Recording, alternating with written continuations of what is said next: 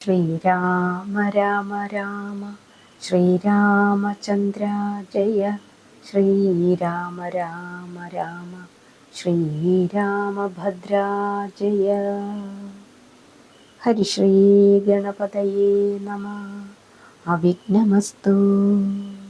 അനന്തരം ദശഗ്രീവൻ ശേഷിച്ച 10 സേനാപതികളോടും മന്ത്രിമാരോടും വലിയ ഒരു പടയോടും കൂടി വാദ്യഘോഷങ്ങളും ഭേരീനിനാദങ്ങളും മുഴക്കി ആഹവത്തിനായി പുറപ്പെട്ടു. രാമൻ സുഗ്രീവനെ നോക്കി പറഞ്ഞു, അർക്കാത്മജ, നിങ്ങളാരും ഇപ്പോൾ യുദ്ധം ചെയ്യണമെന്നില്ല. രാവണനുമായി പോരാടാൻ ഞാൻ ഒരാൾ മാത്രം മതി. അവനുമായിട്ടുള്ള യുദ്ധം എൻ്റെ മുറയാണ്. തന്നെയുമല്ല, രാക്ഷസന്മാരെ ആരെയും ഇനി വധിക്കേണ്ടെന്നും രാമൻ പറഞ്ഞു. കാരണം ലങ്ക ശൂന്യമാകരുതല്ലോ. സങ്കരം ഉഗ്രമായി നടക്കാൻ തുടങ്ങി.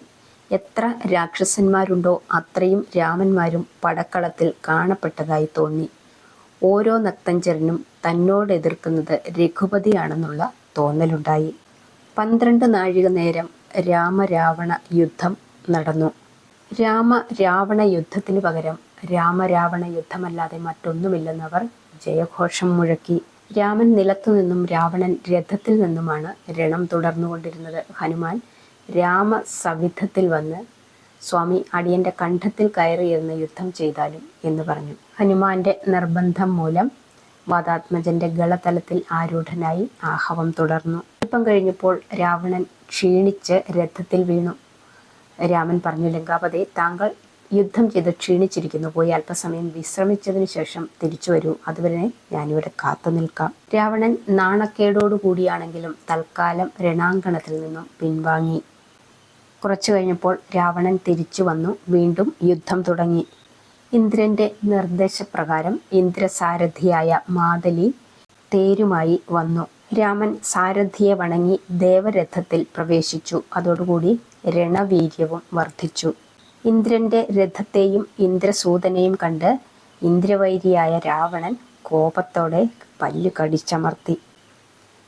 പിന്നെയും യുദ്ധം അതിഭീകരമായി നടന്നുകൊണ്ടിരുന്നു. പല ദിവ്യാസ്ത്രങ്ങളും അന്യോന്യം വിന്യസിച്ചു. രാമൻ ഒരു ഇന്ദ്രമഹാസ്ത്രമെയ്ത് രാവണന്റെ 5 തലകളും മുറിച്ചു. അത്ഭുതം, ആ തലകൾ 5ഉം വീണ്ടും സ്വസ്ഥാനങ്ങളിൽ മുളച്ചു വന്നു. രാവണന്റെ എത്ര ശിരസ്സുകൾ മുറിക്കുന്നുവോ അത് അത്രയും തന്നെ വീണ്ടും മുളച്ചു വന്നു തുടങ്ങി. ഈ സമയം അഗസ്ത്യ മാമുനീന്ദ്രൻ രാമന് മാത്രം കാണാവുന്ന വിധത്തിൽ അവിടെ വന്ന് രാമന് ശത്രുഹരശക്തമായ ആദിത്യ ഹൃദയ മൂലമന്ത്രം ഉപദേശിച്ചു. ആ മന്ത്രം 3 തവണ ജപിച്ചാൽ വിജയം സുനിശ്ചിതമാണെന്നും ധരിപ്പിച്ച് വേണ്ട അനുഗ്രഹങ്ങളും നൽകി മറഞ്ഞു. രാവണന്മാർ തമ്മിൽ പിന്നീട് നടന്ന സങ്കരം ലോകം കണ്ടിട്ടുള്ളതിലും കേട്ടിട്ടുള്ളതിലും വെച്ച് ഏറ്റവും ഭയാനകവും ഉഗ്രവുമായിരുന്നു. രാമന്റെ രഥധ്വജം മുറിക്കാൻ രാവണൻ പലവട്ടം പരിശ്രമിച്ചു. പക്ഷേ ഫലിച്ചില്ല. അതെ, അവന്റെ സമയമായി. രാമൻ തിരുവുള്ളത്തിൽ നനച്ചു. രാവണ, നിന്റെ അവസാനമായിരിക്കുന്നു എന്ന് വിളിച്ചു പറഞ്ഞുകൊണ്ട് വിശ്വംഭരനായ രാമഭദ്രൻ ഒരു വിരിഞ്ചാസ്ത്രം പ്രയോഗിച്ച് ത്രിലോക വീരപരാക്രമിയായ ദശകണ്ഠ രാവണ രക്ഷോവരന്റെ വക്ഷസ് ഭേദിച്ചു. അതോടുകൂടി ചേതനയറ്റ അവന്റെ ജഡം തെറിച്ച് നിലത്തു വീണു. അപ്പോൾ ഭൂതലം തന്നെ ഒന്ന് പ്രകമ്പനം കൊണ്ടു. രാവണവധം കണ്ട് സന്തുഷ്ടരായി ദേവകൾ അനവരതം പുഷ്പവർഷം ചെയ്തു. മഹർഷികൾ ആനന്ദ നൃത്തമാടി. നാരദാദി ദേവഗായകർ രാമനെ പ്രകീർത്തിച്ച് വൈഷ്ണവ ഗാനങ്ങൾ ആലപിച്ചു. മരിച്ചു വീണ അഗ്രജന്റെ കാൽക്കൽ ചെന്ന് തൊഴുതുകൊണ്ട് വിഭീഷണൻ കണ്ണുനീർ തൂകി. ഒരു അനുജൻ എന്നുള്ള നിലയിൽ ആ മൃതഗാത്രത്തെ അവൻ 7 തവണ പ്രദക്ഷിണം വെച്ച് പാദങ്ങളിൽ വീണ് നമസ്കരിച്ചു. രാമഭദ്രൻ മാതലിയെ അനുഗ്രഹിച്ച് തേരോടുകൂടി പാകശാസനപുരിയിലേക്ക് അയച്ചു. ഭർതൃമരണമറിഞ്ഞ് ദുഃഖാർത്തരായി മണ്ഡോദരിയും ധന്യമാലയും മാറത്തലച്ചുകൊണ്ട് ഭ്രാന്തികളെപ്പോലെ ഓടിവന്ന് മൃതഗാത്രം കെട്ടിപ്പുണർന്ന് വിലപിച്ചു. രാമചന്ദ്രൻ അടുത്തു ചെന്ന് കാരുണ്യപൂർവ്വം അവരെ കടാക്ഷിച്ചുകൊണ്ട് സാന്ത്വനപ്പെടുത്തി. അനന്തരം രാവണ മൃതഗാത്രം ആചാരവിധിപ്രകാരം അത്യാഡംബരപൂർവ്വം രാജോചിതമായ വിധം സംസ്കരിക്കപ്പെട്ടു. സീതയിൽ നിന്നും ഉയർന്ന അഗ്നിജ്വാലയെ രാമചന്ദ്രൻ തൻ്റെ കരാങ്കുലികളാൽ വീശി അനുഗ്രഹിച്ചു. എല്ലാ ചരമക്രിയകളും കഴിഞ്ഞപ്പോൾ നേരം സായാഹ്നമായി. അന്ന് തന്നെ വിഭീഷണനെ ലങ്കാധിപതിയായി അഭിഷേകം ചെയ്യാൻ രാമൻ ലക്ഷ്മണനോട് ആജ്ഞാപിച്ചു. നിങ്ങളെല്ലാവരും രാജധാനിയിലേക്ക് പോയിക്കൊള്ളൂ, ഞാനിവിടെ വിശ്രമിക്കാമെന്ന് രാമൻ പറഞ്ഞു. അതനുസരിച്ച് ശേഷിച്ച നിശാചരന്മാരും അമാത്യന്മാരും സേനാപതികളും പുരസ്ത്രീകളും രാജപത്നിമാരും എല്ലാവരും സഭാമണ്ഡപത്തിൽ പ്രവേശിച്ചു. ഹനുമാൻ, ജാമ്പവാൻ, അങ്കദൻ, സുഗ്രീവൻ, നളൻ, നീലൻ തുടങ്ങിയ വാനര പ്രവരന്മാരും ആ ചടങ്ങിൽ പങ്കുകൊണ്ടു. സുവർണ കുംഭങ്ങളിൽ അർണവജലം കൊണ്ടുവന്ന് പൂജിച്ച് വാദ്യഘോഷങ്ങളോടെ വിഭീഷണനെ അഭിഷേകം ചെയ്ത് ലങ്കാധിപതിയായി സുമിത്രാത്മജൻ വാഴിച്ചു. പട്ടാഭിഷേകം കഴിഞ്ഞ വിഭീഷണൻ പരിവാരസമേതം രഘുപതി സവിധത്തിൽ വന്ന് വണങ്ങിയപ്പോൾ അദ്ദേഹം അരുളി ചെയ്തു: അർക്കചന്ദ്രന്മാരും ഭൂമിയും രാമകഥയും നിലനിൽക്കുന്ന കാലത്തോളം അങ്ങ് ലങ്കേശ്വരനായി വാഴ്ത്തപ്പെടുന്നതാണ്. ത്രേതായുഗവും ദ്വാപരയുഗവും കഴിഞ്ഞ് കലിയുഗത്തിൻ്റെ ആദ്യഘട്ടം കഴിയുന്നതുവരെ അങ്ങ് നിസ്തുല കീർത്തിമാനായി വിജയിക്കും. സുഗ്രീവാദി വാനര പ്രവീണരെയും രാമൻ അടുത്തു വിളിച്ചു നിർത്തി ഓരോരുത്തരെയും മാറി മാറി തടവിക്കൊണ്ട് വാത്സല്യപൂർവ്വം പറഞ്ഞു: അനവധി സങ്കടങ്ങളും ക്ലേശങ്ങളും ത്യാഗങ്ങളും സഹിച്ച് നിങ്ങൾ എനിക്ക് വേണ്ടി ചെയ്ത സഹായങ്ങൾ ഞാൻ ഒരിക്കലും മറക്കുകയില്ല. രാമശബ്ദവും വാനരനാമവും ലോകത്തിൽ ഒന്നിച്ചു തന്നെ നിലനിൽക്കും. മർക്കടന്മാർക്ക് രാമനാമം പോലെ മധുരമായ ഒരു ശബ്ദം വേറെ ഉണ്ടായിരിക്കുന്നതല്ല. ഭക്തോത്തമനായ ഹനുമാൻ എന്നും എൻ്റെ ഹൃദയത്തിൽ നിഴലിച്ചു കൊണ്ടിരിക്കും. സുഗ്രീവ, അങ്ങ് കിഷ്കിന്ധാധിപതിയായെങ്കിലും അങ്കദൻ എന്നും ഇളമുറയും അങ്ങയ്ക്ക് പുത്രതുല്യനുമായിരിക്കണം. ഏറ്റവും വാത്സല്യത്തോടു കൂടി അവനെ അങ്ങ് കരുതണം. അപാരമായ കഴിവുള്ള അവൻ കിഷ്കിന്ധയ്ക്ക് എന്നും ഒരു നേട്ടമായിരിക്കും. നിങ്ങൾ എല്ലാവരും പോയി ദീർഘകാലം സുഖിച്ചു വാഴുക. എൻ്റെ അനുഗ്രഹം നിങ്ങളിൽ എപ്പോഴും ഉണ്ടായിരിക്കും. അനന്തരം രാമനിർദ്ദേശമനുസരിച്ച് മാരുതി സീതയെ പോയി കണ്ട് രാവണവധ വൃത്താന്തം അറിയിച്ചു. അതിന് മറുപടിയായി സീത പറഞ്ഞ ഹൃദയഭേദകമായ വചസ്സുകൾ അനിലപുത്രൻ അവനീന്ദ്രനന്ദനനെ ധരിപ്പിച്ചു. അദ്ദേഹത്തിൻ്റെ നീലോൽപല നയനങ്ങളിൽ ബാഷ്പകണങ്ങൾ തുളുമ്പി. അദ്ദേഹം വിഭീഷണനെ വിളിച്ച് സീതയെ കൊണ്ടുവരാനായിട്ട് ആജ്ഞാപിച്ചു. വൃദ്ധകളായ നക്തഞ്ചര സ്ത്രീകളെ കൊണ്ട് മുഗ്ധാംഗിയായ ജാനകി ദേവിയെ സുരഭില നിർമ്മല ജലത്തിൽ കുളിപ്പിച്ച് ദിവ്യ വസ്ത്രാഭരണാദി വിഭൂഷകൾ അണിയിച്ച് സ്വർണ്ണ ഖചിത ദന്തപ്പല്ലക്കിലെടുപ്പിച്ച് ചെന്താമരാക്ഷൻ്റെ അന്തികത്തിലേക്ക് അമിതാനന്ദപൂർവ്വം ആനയിച്ചു. വാമഹസ്തം കൊണ്ട് വായും പൊത്തി ദക്ഷിണഹസ്തത്തിൽ ഉടവാളും ഉരുപിടിച്ച് അംഗരക്ഷകനായി വിഭീഷണൻ മുമ്പേ നടന്നു. ത്രിജട പല്ലക്കിൽ തൊട്ടുകൊണ്ട് പിറകിലും നടന്നു. മേളവാദ്യങ്ങളും ശംഖധ്വനികളും മുഴങ്ങി. വഴിനീളെ ജനാവലികൾ തിങ്ങി.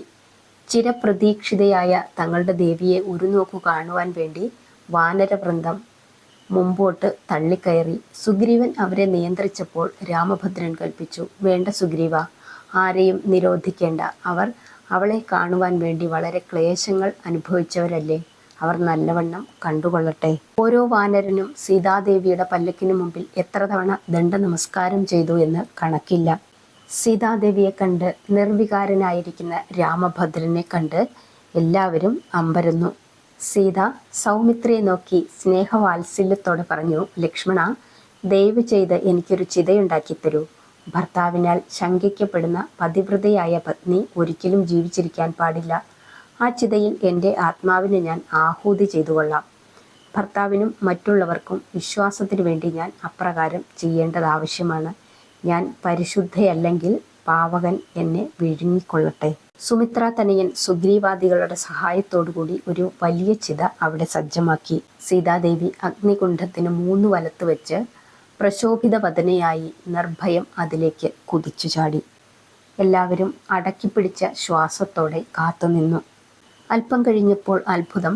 അഗ്നികുണ്ഠത്തിൽ നിന്നും തേജോരൂപിണിയായ സ്വാഹാദേവി അതിലും തേജസ്വിനിയായ ജനകാത്മജയെ മാറോട് ചേർത്ത് താങ്ങിപ്പിടിച്ചുകൊണ്ട് പാവകദേവനാൽ അനുഗതയായി മേൽപോട്ടുയർന്നു. അഗ്നിഭഗവാൻ തൻ്റെ പത്നിയായ സ്വാഹയിൽ നിന്നും സീതാദേവിയെ സ്വീകരിച്ച് രാമപാദാന്തികത്തിൽ സമർപ്പിച്ചു. പ്രഭോ, മാനവരൂപം പൂണ്ട മായാമാധവ, പരിശുദ്ധയായ ഭൂമിപുത്രിയെ ഞാനിതാ തിരിച്ചേൽപ്പിക്കുന്നു. ദേവിയുടെ പാതിവൃത്യ ശുദ്ധിയിൽ നിന്നും പ്രോജ്വലിച്ച ബടവാഹിനിയിൽ ഞാൻ പോലും ദഹിച്ചു പോകുമോ എന്ന് ശങ്കിച്ചു. ദേവിയെ അങ്ങ് സ്വീകരിച്ചാലും. രാമൻ സീതയെ വാരിയെടുത്ത് ഗാഠമായി പുണർന്നു. വാനവർ വീഥിയിൽ നിന്നിരുന്ന ദേവകളും മറ്റുള്ളവരും ആ കാഴ്ച കണ്ട് കൺകുളിർക്കെ ആനന്ദിച്ചുകൊണ്ട് സന്തുഷ്ടരായി മറഞ്ഞു. ലക്ഷ്മണൻ പറഞ്ഞു, ജ്യേഷ്ഠൻ ദേവിയെ അറിയാത്ത മട്ടു ഭാവിച്ചപ്പോൾ എൻ്റെ ഹൃദയം പൊട്ടി. ഒരു ജീവച്ഛവമായി നിന്നുകൊണ്ടാണ് ഞാൻ ആ ചിത ഒരുക്കിയത്. അപ്പോൾ രാമൻ പറഞ്ഞു, ലക്ഷ്മണ, അതിലൊന്നും സങ്കടപ്പെടാനില്ല. ലോകത്തിൽ മർത്യവേഷം പൂണ്ടു നാം ജനിച്ചുപോയില്ലേ? അപ്പോൾ മാനുഷികമായ ദുഃഖദുരിതങ്ങൾ നാം അനുഭവിക്കണം. സീത പരിശുദ്ധയാണെന്ന് എനിക്കറിയാം. എങ്കിലും ലോകബോധ്യത്തിനു വേണ്ടി അങ്ങനെ ഒരു പരീക്ഷ കൂടിയേ കഴിയൂ. അന്നത്തെ രാത്രി എല്ലാവരും പലതും പറഞ്ഞ് ഉല്ലാസപൂർവ്വം അവിടെ കഴിഞ്ഞു. അടുത്ത ദിവസത്തെ പ്രഭാതം രാമൻ സീതയോട് പറഞ്ഞു, ജാനകി, നാളെയാണ് 14 വത്സരം തികയുന്ന സ്മരണീയ ദിവസം. രാമൻ ലക്ഷ്മണനോട് പറഞ്ഞു, നാളെയാണ് 14 വർഷം തികയുന്ന ദിവസം. നാളെ നാം അയോധ്യയിലെത്തിയില്ലെങ്കിൽ അടുത്ത ദിവസം പ്രഭാതത്തിൽ ഭരതൻ അഗ്നിപ്രവേശം ചെയ്യും. നിശ്ചയമാണ്. അതുകൊണ്ട് നമുക്കുടനെ പുറപ്പെടണം. നാം വന്ന കാര്യം സർവവും സാധിച്ചു കഴിഞ്ഞല്ലോ. പോയി യാത്രയ്ക്ക് വേണ്ട സജ്ജീകരണങ്ങളെല്ലാം വേഗം ഒരുക്കുക. ശ്രീരാമൻ്റെ മടക്കയാത്രയെക്കുറിച്ച് സൗമിത്രിയിൽ നിന്നും അറിഞ്ഞ വിഭീഷണൻ രാമസന്നിധിയിൽ ചെന്നുണർത്തിച്ചു, കൊട്ടാരത്തിലേക്ക് വരണമെന്ന്. ലങ്കാധിപതിയായി അടിയനെ വാഴിച്ച നിന്തിരുവടിയെ വേണം കൊട്ടാരത്തിൽ വെച്ച് ആദ്യമായി സൽക്കരിക്കാനെന്നൊരു മോഹം അടിയനുണ്ട്. അത് സാധിച്ചു തരണം എന്നാണ് വിഭീഷണൻ രാമനോട് അപേക്ഷിച്ചത്. അപ്പോൾ രാമൻ പറയുകയാണ്, ഭക്തോത്തമനായ അങ്ങയുടെ സൽക്കാരത്തിൽ പങ്കുകൊള്ളുവാൻ ഞാൻ ആഗ്രഹിക്കുന്നു. പക്ഷേ എനിക്കതിന് സാധ്യമല്ലാതെ വന്നിരിക്കുന്നു. കാരണം മറ്റൊന്നുമല്ല, എൻ്റെ അടുത്ത അനുജനായ ഭരതൻ കനിഷ്ഠ സോദരനായ ശത്രുഘ്നും ഒരുമിച്ച് എന്നെയും പാർത്ത് അയോധ്യയിൽ സങ്കടത്തോടെ കഴിയുകയാണ്. നാളെ ഞാൻ അവിടെ ചെന്നില്ലെങ്കിൽ അവൻ അഗ്നിപ്രവേശം ചെയ്യും. ഞങ്ങൾ തമ്മിലുള്ള സത്യപ്രതിജ്ഞ അതാണ്. അതുകൊണ്ടാണ് രാവണൻ്റെ ചിതയിലെ അഗ്നി കെട്ടടങ്ങുന്നതിന് മുമ്പ് തന്നെ അങ്ങയുടെ പട്ടാഭിഷേകം ഞാൻ നടത്തിയത്.